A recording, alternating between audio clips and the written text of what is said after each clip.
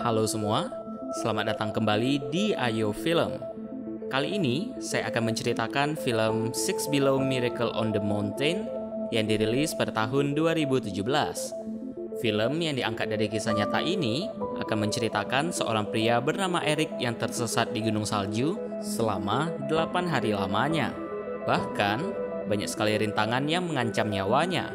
Belum lagi dirinya terdampar dalam keadaan lapar dan kedinginan. Penasaran bagaimana dia bertahan hidup? Semoga kamu terhibur dan kita langsung saja ke alur ceritanya. Film dibuka dengan pegunungan yang begitu tinggi dan sebuah rumah kecil. Seorang pria dengan luka di tubuhnya bangun dan beraktivitas seperti orang-orang pada umumnya.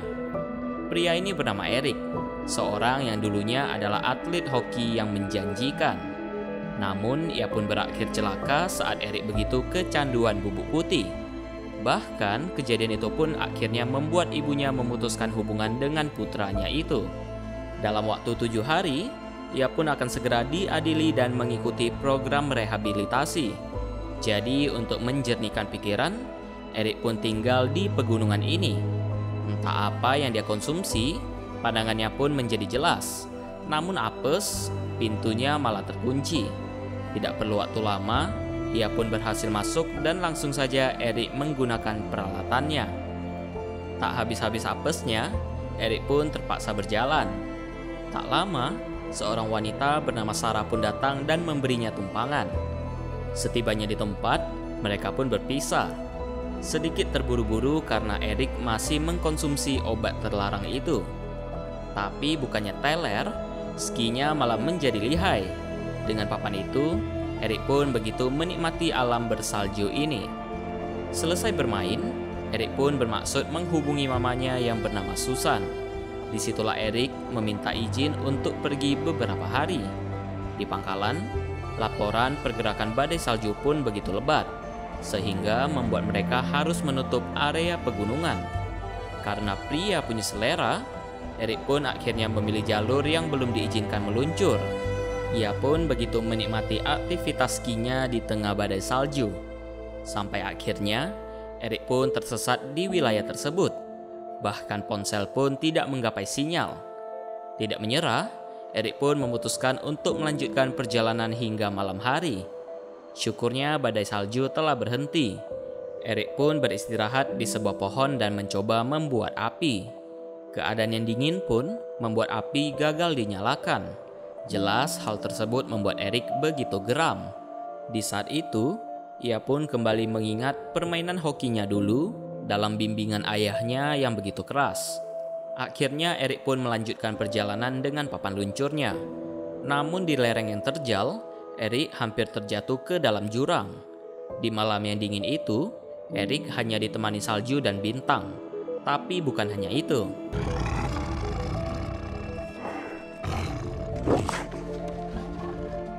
Apesnya memang keterlaluan. Dengan keberaniannya, akhirnya kawanan serigala tersebut memanggil kawanannya. Mendengar itu, Eric pun terpaksa harus menjauh dan bersembunyi. Tak kehabisan akal, Eric pun mulai menggali salju dan bersembunyi di dalam. Lolongan serigala pun menemani Eric malam ini. Membuatnya ingat sebuah momen ketika orang tuanya bertengkar. Karena begitu kerasnya didikan sang ayah kepada Eric. Lolongan serigala pun berlalu.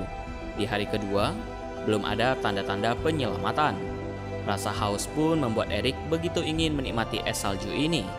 Eric pun mulai menerka-nerka di mana sisi penginapan berada.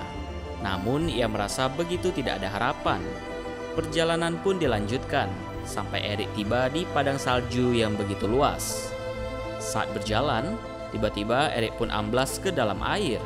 Tapi bukannya naik, ia malah lebih memilih menyelamatkan harta terlarangnya itu. Ia pun terjebak di lapisan es. Tapi akhirnya Eric berhasil lolos.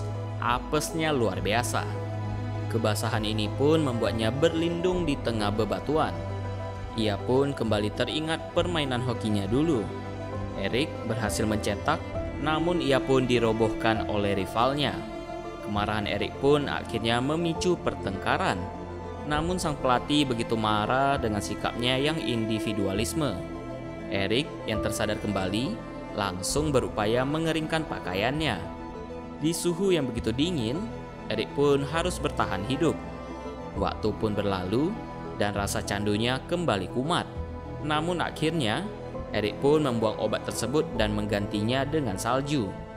Suhu di malam hari pun semakin dingin. Erik pun berteriak seolah dirinya mampu mengalahkan alam. Tanpa sengaja, ia pun melihat sebuah gondola kecil di atas gunung. Ia pun bersorak bergembira.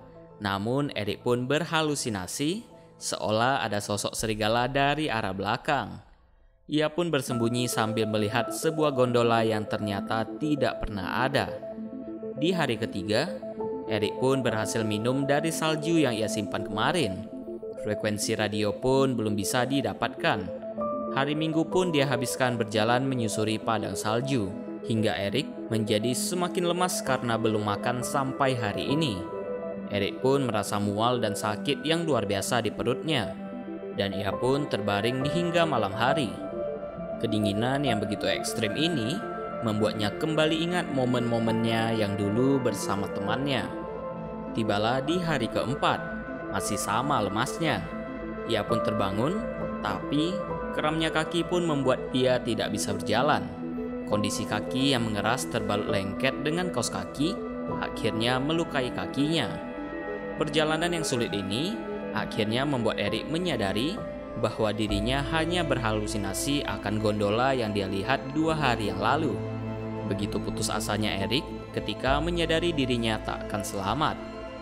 Tak mau kehilangan harapan, ia pun melanjutkan perjalanan hingga malam hari. Erik pun tertati-tati dan begitu kelaparan. Lolongan serigala pun begitu mengkhawatirkan. Tiba-tiba, ia pun mendengar bahwa ponselnya telah kehabisan daya. Hal itu pun menambah daftar panjang keputusasaan Erik. Di rumah, Mama Erik yang begitu khawatir pun meninggalkan pesan untuknya. Ibunya pun meminta maaf atas ucapannya tempo hari. Di sela itu, ia pun kembali mengingat momen-momen indah bersama dengan anaknya. Sampailah kita di hari kelima, di mana kondisi Erik pun semakin memprihatinkan. Kondisi kakinya pun telah menghitam dan mengeras. Erik pun menghirup nafas begitu dalam dan melepaskan kaos kakinya. Begitu menyedihkannya nasib Erik. Di tengah rasa kelaparan yang melanda, potongan daging yang terlepas itu pun hampir ia makan. Namun akhirnya ia pun memilih untuk menyimpannya. Lagi-lagi, momen-momen yang tidak menyenangkan pun terngiang di kepala Erik.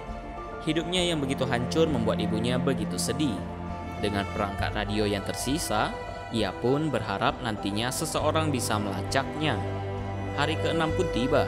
Di sini, ibunya mencoba untuk menghubungi seseorang bernama Tony untuk mengecek keadaan Erik di rumah kecilnya.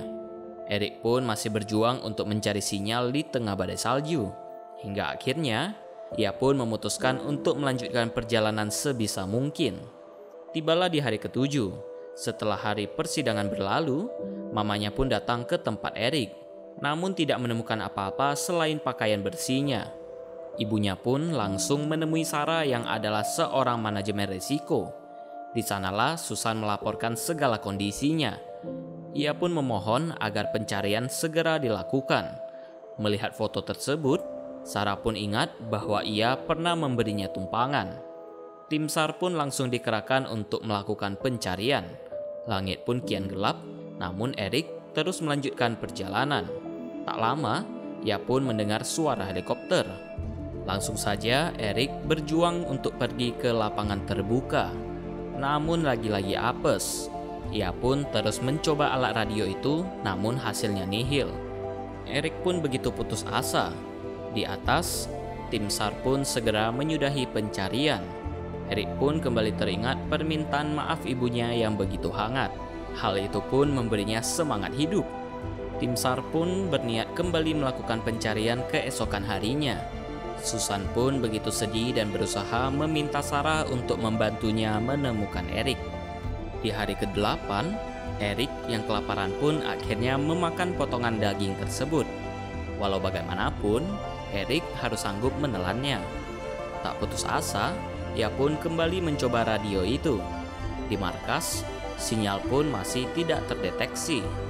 Tim SAR pun mengatakan bahwa kali ini adalah musim terdingin sepanjang masa. Tentu mereka tidak yakin ada orang yang bisa selamat di luar sana. Eric pun memutuskan untuk menuju ke puncak gunung, karena disitulah harapan terakhir untuk Eric mendapatkan sinyal yang bagus. Belum menyerah juga, Eric pun terus berjuang menuju ke arah yang lebih tinggi. Di tengah kencangnya tiupan angin, Eric pun terus berjuang. Ia pun kembali mencoba mencari sinyal. Namun akhirnya Eric pun tumbang karena kelelahan. Tak lama, ia pun tersadar kembali. Eric pun mencoba tenang dan kembali mengingat momen menyedihkannya itu. Satu persatu momen pun terus terlintas di benaknya, termasuk sang ayah yang meninggalkan mereka berdua. Nah, disinilah Eric menggunakan semangat terakhirnya untuk menuju ke puncak, seperti orang-orang yang selalu memintanya untuk berjuang. Disinilah Eric kembali mencoba dan berharap. Kini, Eric pun hanya bisa bertaruh akan hidupnya. Langsung saja, Eric meninggalkan pesan kepada ibunya. Disitulah Eric mengungkapkan permintaan maafnya. Tim SAR pun mengatakan bahwa misi pencarian telah dibatalkan dan beralih ke misi pencarian jasad. Sedikit demi sedikit, kesadaran Eric pun memudar, dan alat tersebut pun padam kehabisan daya. Tiba-tiba, tim SAR pun mendeteksi adanya sinyal di puncak gunung tersebut. Langsung saja, tim SAR bergerak ke arah tersebut.